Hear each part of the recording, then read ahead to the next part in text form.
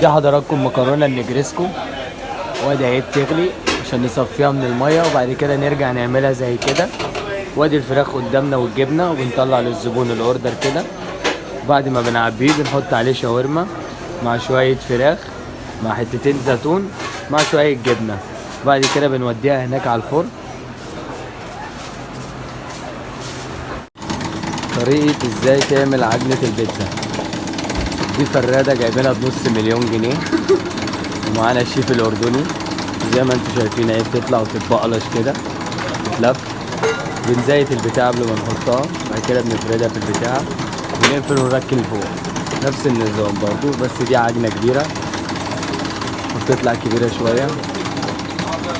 طبعا الشيفات اللي عندنا يا جماعه مش عايز اوصفها لكم، يعني داخلين في 36 سنه في المهنه دي. 36 سنة. الله اكبر. العجنه دي يا جماعه من نادرا لما تلاقوا عند اي حد. طبعا انتوا عارفين في اي مكان بيتزا بتلاقوا بتاع خشب كده وتلاقوا الصنايعي بيدبها في الحيطه. تكنولوجيا، تكنولوجيا المستقبل. ايوه شايفين يا جماعه البيتزا طالعه بتشكر اهي. ده الكريسبي اللي بيتحط على البيتزا يا جماعه، زي ما قلت لكم المره اللي فاتت. فده بنقطعه عشان نحطه على البيتزا من فوق. يعني لو زبون طالب بيتزايه كريسبي او بيتزايه زنجر او بيتزايه ستريبس فهم كلهم نوع واحد يعني. وبس بعدين بنقطعه وبنحط معاه خضار وبنحط معاه جبنه وبنحط معاه زيتون، وبعد كده بيتحط في الفرن ويطلع سليم ان شاء الله خير يعني. استنى، ازاي تعمل البيتزا؟ اول حاجه هتجيب معلقه صلصه وتفردها حلو. بعد كده تحط شويه فلفل، وبعد كده شويه زيتون جمال،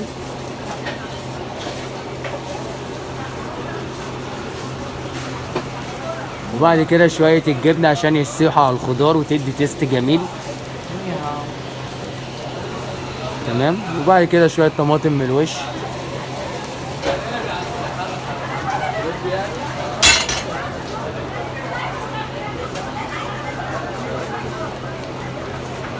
الله اكبر. بعد كده تحطها في الفرن تنتظرها من الناحيه التانيه. خلاص ادي اهي البيتزا منتظرينها تطلع عشان ناكلها للزبون.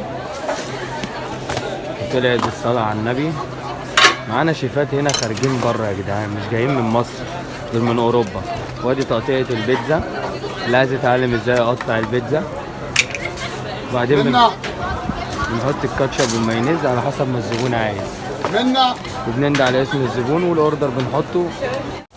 وده طبق سلطه عاملينه للستاف ياكلوه عشان صعبوا علينا وخصموا مننا 5 جنيه كل واحد. طبق السلطه دوت عليه شويه تلج مكسرات مع شويه جزر مع شويه طماطم مع شويه بصل مع شويه خيار.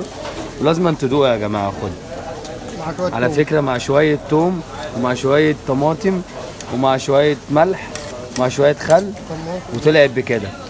معلش انا عدت كلمه طماطم تاني بس للاسف هي شكلها اتجنن، فبضطر ان انا اعيد عليها 1 و2 و3.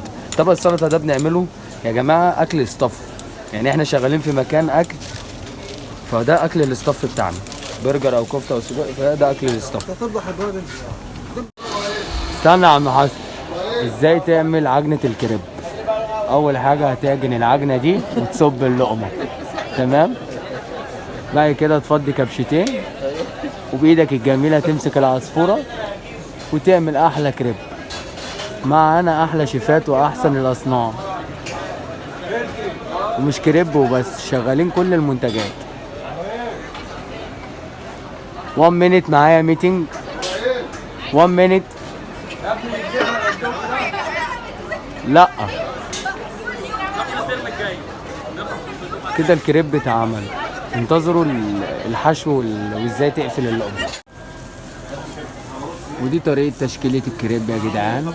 لازم الجبنه تبقى من تحت عشان تسيح، ويتحط عليها الخضار من فوق عشان تمسك في الخضار وما يقعش من الكريبايه. دي شويه فلفل، شويه زيتون، وجبنه موتزاريلا، شويه ماش. تمام. يلا هو رزق. استنى عمال عشان انت لايف. هو رزق. تمام. شويه زيتون تاني عشان الكريبايه تمرر وما يعرفش ياكلها. رزق والله رزق. وده الزنجر بتاعنا يا جدعان. برضه الزنجر جايبينه منتج نضيف جدا. حلو ونضيف جدا. بس بعد كده بنحط شويه كاتشب ومايونيز على الوش عشان تخلي الكريبايه مميزه، مع شويه توابل. ارسم الكريبايه عمال عشان تفتح نفس الزبون. الله ينور، تسلم ايدك.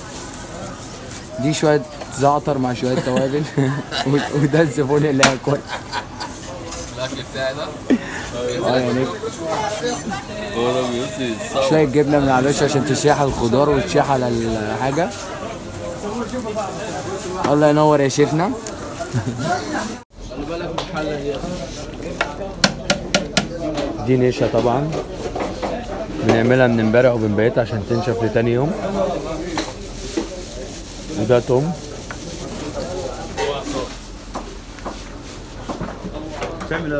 لازم في الشغل يقابلك واحد عقبة كده. ده بيض.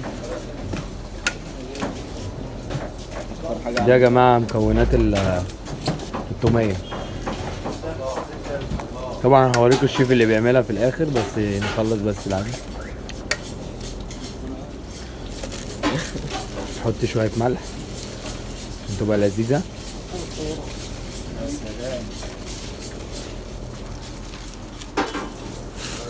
ده ملح ليمون.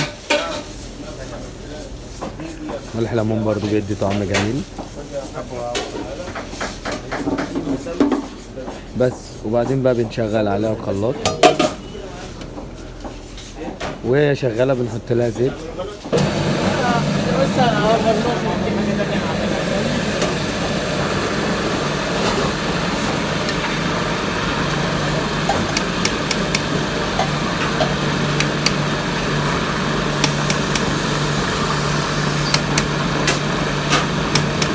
وهي شغالة كده يا جماعة لازم تدوها زيت. الزيت ما تحرجنيش. طبعا الزيت احنا ما عندناش سكاكين فبنفتحه بايدينا عادي.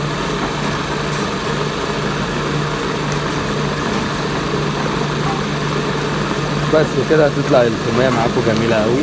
جربوها هتعجبكم.